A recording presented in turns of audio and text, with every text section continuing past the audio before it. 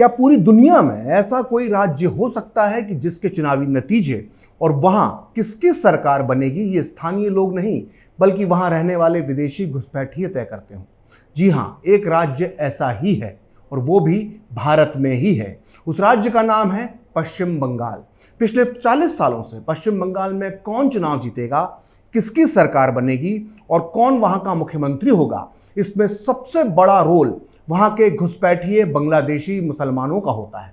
अगर आपको मेरी बात गलत लग रही है तो इसे सही साबित करने के लिए आज मैं खरी बात में तथ्यों, तर्कों और सबूतों के साथ बताऊंगा कि कैसे आज घुसपैठिए मुसलमानों के हाथों में पश्चिम बंगाल की सत्ता की चाबी आ चुकी है। पश्चिम बंगाल में मुस्लिम तुष्टीकरण पर पिछले 2 वीडियोस में मैंने आपको गांधी और नेहरू की करतूतें बताई थी। आज मैं आपको बताऊंगा कि कैसे कांग्रेस के बाद कम्युनिस्ट और अब ममता दीदी की टीएमसी ने मुस्लिम तुष्टीकरण की वजह से पश्चिम बंगाल का बेड़ा गर्क कर दिया है। आपकी आंखों पर बंधी पट्टी हटाने के लिए बिना देर किए हम शुरुआत करते हैं देश के 3 अलग अलग गृह मंत्रियों के उन बयानों से जो उन्होंने अलग अलग दशक में लोकसभा में दिए थे।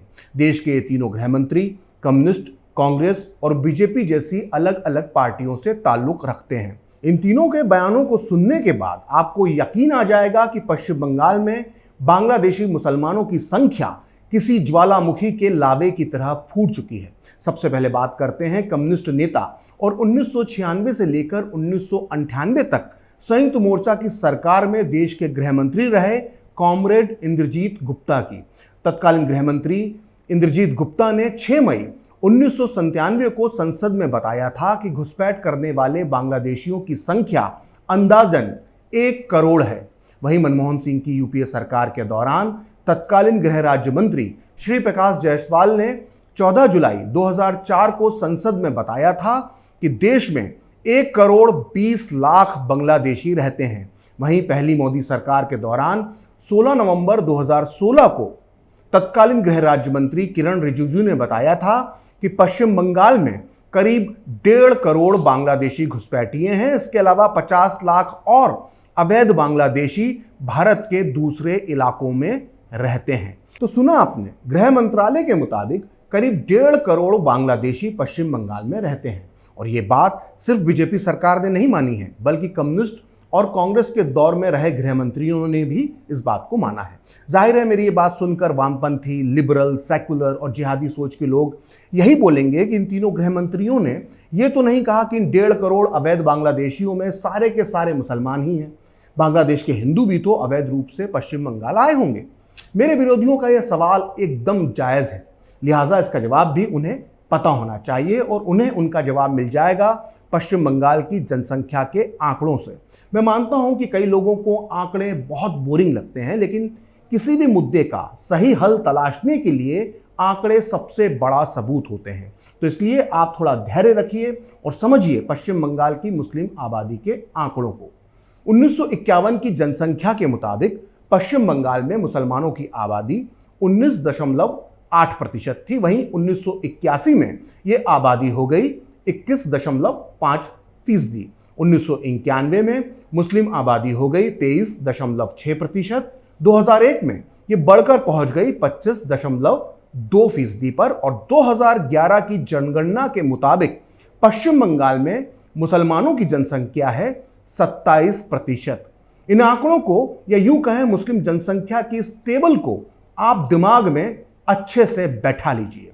हो सकता है कि इन आंकड़ों को देखने के बाद आपको पूरी बात समझ में नहीं आई हो सकता है कि मुस्लिम जनसंख्या के बढ़ते हुए पैटर्न को भी आप नहीं समझ पाए हों।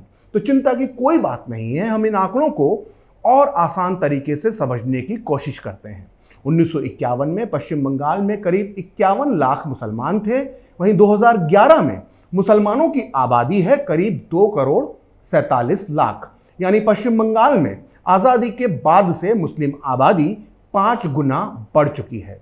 जहां तक कुल आबादी में हिस्सेदारी की बात है तो आज़ादी के बाद से बंगाल में मुसलमान 19.8% से 27% तक पहुंच चुके हैं। यानी कुल जनसंख्या में मुस्लिम हिस्सेदारी 7.2% बढ़ गई है। अगर पूरे देश से इसकी तुलना की जाए तो आज़ादी के बाद से पूरे देश में मुसलमानों की आबादी जहां 4.3% बढ़ी है, वहीं बंगाल अकेले में बढ़ोतरी का यह प्रतिशत 7.2 है। यानी पूरे देश के औसत के मुकाबले में बंगाल में मुसलमानों की आबादी ज्यादा तेजी से बढ़ी है। इन आंकड़ों को देखने के बाद अगर किसी को लगता है कि क्या हुआ अगर पश्चिम बंगाल में मुसलमानों की आबादी बढ़ी है, तो आबादी तो हिंदुओं की भी बढ़ी होगी। अगर आप भी ऐसा सोचते हैं तो फिर आप गलत हैं। पश्चिम बंगाल में मुसलमानों की जनसंख्या वृद्धि दर की तुलना में हिंदुओं की जनसंख्या वृद्धि दर बेहद कम है और ये आंकड़ों से भी साबित होता है। पश्चिम बंगाल में 1951 में जहां 78.7% हिंदू थे, वहीं 2011 में यह हिस्सेदारी घटकर 70.5% पहुंच गई है। यानी हिंदुओं की आबादी में पूरे 8.2% की गिरावट आई है। यानी जहां पश्चिम बंगाल में मुसलमानों की जनसंख्या 7.2% बढ़ी है, वहीं हिंदुओं की आबादी 8.2% कम हुई है। 1951 के बाद से पश्चिम बंगाल में मुस्लिम आबादी जहां 5 गुना बढ़ी है, वहीं इसी दरमियान हिंदुओं की आबादी सिर्फ 3 गुना ही बढ़ी है। अब आपके मन में यह सवाल जरूर उठ रहा होगा कि पश्चिम बंगाल में इतने सारे मुसलमान कैसे बढ़ गए और इसके लिए कौन जिम्मेदार है। दरअसल जैसा कि मैंने आपको अपने पिछले 2 वीडियोस में आपको बताया था कि पहले तो गांधी और बाद में नेहरू की तुष्टीकरण की नीतियों की वजह से बंगाल मुसलमानों के लिए ऐशगाह बन गया, लेकिन इसके बाद आई वामपंथी सरकार ने तो सारी हदें ही पार कर दी। मुस्लिम वोट बैंक बनाने और बढ़ाने के चक्कर में इन्होंने बांग्लादेशी मुसलमानों के लिए पश्चिम बंगाल के सारे रास्ते खोल दिए। मेरी इस बात पर वामपंथी और जिहादी गिरोह को कोई शक ना हो, इसलिए मैं आंकड़ों के जरिए अपनी बात को आपके सामने रखूंगा। ध्यान दीजिएगा, पश्चिम बंगाल में 1977 से लेकर 2011 तक कम्युनिस्ट पार्टी की सरकार थी। इन 3 दशकों में वामपंथी सरकार ने बांग्लादेशी मुसलमानों को घर जमाई की तरह पश्चिम बंगाल में बसा दिया और इसकी गवाही देते हैं जनसंख्या के आंकड़े। इन आंकड़ों को आसानी से समझने के लिए हमें इन्हें 30-30 साल के 2 हिस्सों में बांटना होगा। पहला हिस्सा 1951 से 1981 के 30 साल का होगा, जिस दौरान ज्यादातर कांग्रेस की सरकार थी, और दूसरा हिस्सा 1981 से लेकर 2011 के 30 साल का होगा, जिसमें पूरे समय बंगाल में वामपंथी पार्टी की सरकार थी। तो आइए देखते हैं कि इन 2 अलग अलग 30-30 साल के काल में बंगाल में मुसलमानों की जनसंख्या कैसे बढ़ी। 1951 से 1981 के बीच पश्चिम बंगाल में मुसलमानों की जनसंख्या में 1.7% का इजाफा हुआ। वहीं 1981 से 2011 के बीच सिर्फ 30 सालों में ही मुसलमानों की आबादी में पूरे 5.5% की बढ़ोतरी हो गई। यानी वामपंथी सरकार के दौरान मुसलमानों की आबादी की रफ्तार 3 गुना बढ़ गई। खासकर 1981 से 1991 के दौरान पश्चिम बंगाल में मुसलमानों की आबादी 21.5% से सीधे 23.6% हो गई। यानी जो आबादी 30 साल में यानी 1951 से 1981 के बीच 1.7% बढ़ी थी, वो वामपंथियों के आते ही सिर्फ 10 साल में ही 2.1% बढ़ गई। वहीं 2001 तक आते आते मुस्लिम आबादी 25.2% यानी इन 10 साल में 1.6% और बढ़ गई। वहीं 2011 में पश्चिम बंगाल में मुसलमानों की जनसंख्या बढ़कर पहुंच गई 27%, यानी 2001 से 2011 के बीच इनकी आबादी बढ़ गई 1.8%। दरअसल अपनी पूरी हुकूमत के दौरान वामपंथी सरकार पलक पावड़े बिछाकर बंगाल में बांग्लादेशी मुसलमानों का स्वागत करती रही। 80 और 90 के दशक में जो भी बांग्लादेशी मुसलमान बॉर्डर क्रॉस करके आता था, उसे कम्युनिस्ट पार्टी के नेता तत्काल उसका राशन कार्ड बनवा देते थे। खास बात यह है कि उस दौर में राशन कार्ड में अगर आपका नाम होने पर बहुत आसानी से वोटर लिस्ट में आपका नाम जुड़ जाता था। इतना ही नहीं, वामपंथी सरकार के दौरान लाखों बांग्लादेशी मुसलमानों को जमीन के पट्टे भी दिए गए।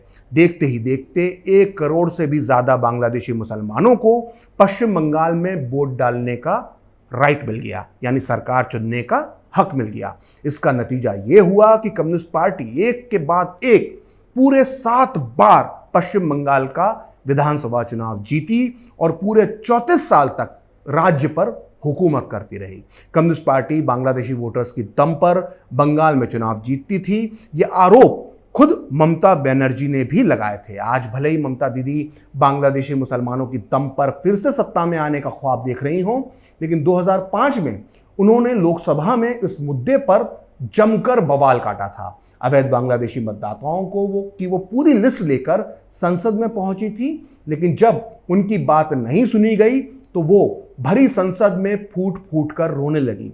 यहां तक कि उन्होंने लोकसभा अध्यक्ष के आसन पर गुस्से में कागज भी फेंक दिए। 4 अगस्त 2005 को ममता बनर्जी ने संसद में 2 मुद्दे उठाए थे। पहला ये कि बांग्लादेशी घुसपैठियों के चलते कम्युनिस्ट पार्टी यानी सीपीएम 100 से ज्यादा सीटें जीतती है। वहीं दूसरा मुद्दा उन्होंने ये उठाया था कि बांग्लादेशी घुसपैठिए राष्ट्रीय सुरक्षा के लिए खतरा हैं। हैरत की बात यह है कि ममता बनर्जी अब इन्हीं बांग्लादेशी मुसलमानों की रहनुमा बन चुकी हैं। मुझे अब पूरा यकीन है कि मेरी इन बातों को सुनने के बाद लिबरल, वामपंथी, सेकुलर और जिहादी चौकड़ी ये कहेगी कि ये कैसे साबित हो जाता है कि इन बांग्लादेशी घुसपैठियों में ज्यादातर मुसलमान हैं। दरअसल ये बात खुद पश्चिम बंगाल के 23 साल तक मुख्यमंत्री रहे कॉमरेड ज्योति बसु ने भी मानी थी। ज्योति बसु वही वामपंथी नेता हैं जिनके कार्यकाल में सबसे ज्यादा बांग्लादेशी मुसलमानों को पश्चिम बंगाल में बसाया गया। ज्योति बसु ने मुख्यमंत्री रहते हुए अपनी पार्टी के मुखपत्र गणशक्ति में 11 अक्टूबर 1992 को एक लेख लिखा था, जिसमें उन्होंने घुसपैठ के जो आंकड़े दिए थे उससे साफ हो जाता है कि ज्यादातर घुसपैठिए मुसलमान ही थे। ज्योति बसु ने अपने लेख में लिखा था कि 1977 से ही मुसलमान भारत आ रहे हैं। 1977 से 1992 के बीच बीएसएफ ने 2,35,529 बांग्लादेशी घुसपैठियों को वापस खदेड़ दिया। इनमें से 68,472 हिंदू थे और 1,64,132 मुसलमान थे।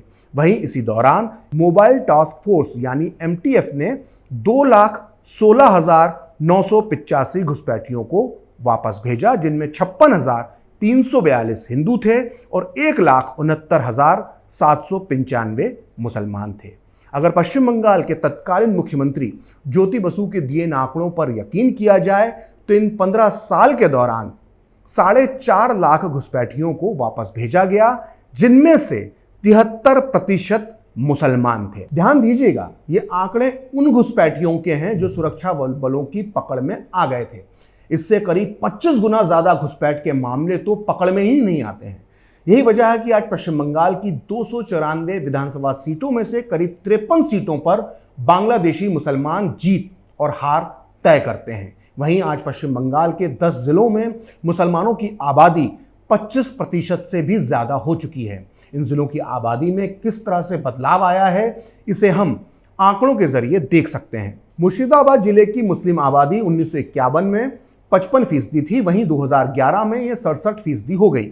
मालदा में 1951 में मुसलमानों की आबादी 37% थी, वहीं 2011 में यह पहुंच गई है 51% पर। वहीं उत्तरी दिनाजपुर में 1951 में 30% मुसलमान रहते थे, वहीं 2011 में उनकी जनसंख्या हो गई है पूरे 50%। जबकि बीरभूम में 1951 में मुस्लिम जनसंख्या 27% थी, जो 2011 में अब 37% से भी ज्यादा हो चुकी है। ध्यान दीजिएगा, इस वीडियो में मैंने जितने भी आंकड़े दिए हैं वो सब 10 साल पहले यानी 2011 में हुई जनगणना के हैं। इस साल यानी 2021 में होने वाली जनगणना में पश्चिम बंगाल की मुस्लिम जनसंख्या के आंकड़े पूरे देश को बुरी तरह से चौंका सकते हैं। सवाल ये नहीं है कि पश्चिम बंगाल में इतने सारे मुसलमान क्यों हैं, असल सवाल ये है कि यहाँ इतने सारे बांग्लादेशी मुसलमान क्यों हैं। क्योंकि ये बांग्लादेशी घुसपैठिए मुसलमान ना सिर्फ बंगाली हिंदुओं का हक मार रहे हैं, बल्कि ये पश्चिम बंगाल के स्थानीय मुसलमानों की भी रोजी रोटी छीन रहे हैं। लेकिन दुर्भाग्य की बात है कि मुस्लिम तुष्टीकरण की भूख में कांग्रेस, वामपंथियों और टीएमसी ने देश हित से जुड़े इस मुद्दे को सुलझाने की कोशिश ही नहीं की। फिलहाल खरी बात प्रखर के साथ में इतना ही। आप चाहें तो मुझसे जुड़ने के लिए मेरे फेसबुक पेज प्रखर श्री 78 को लाइक कर सकते हैं, और अगर ट्विटर पर आप मुझसे जुड़ना चाहते हैं तो मेरा ट्विटर हैंडल है प्रखर श्री 78। अगर आपको ये वीडियो पसंद आया तो इसे लाइक करें, शेयर करें और कैपिटल टीवी को सब्सक्राइब करें। नमस्कार।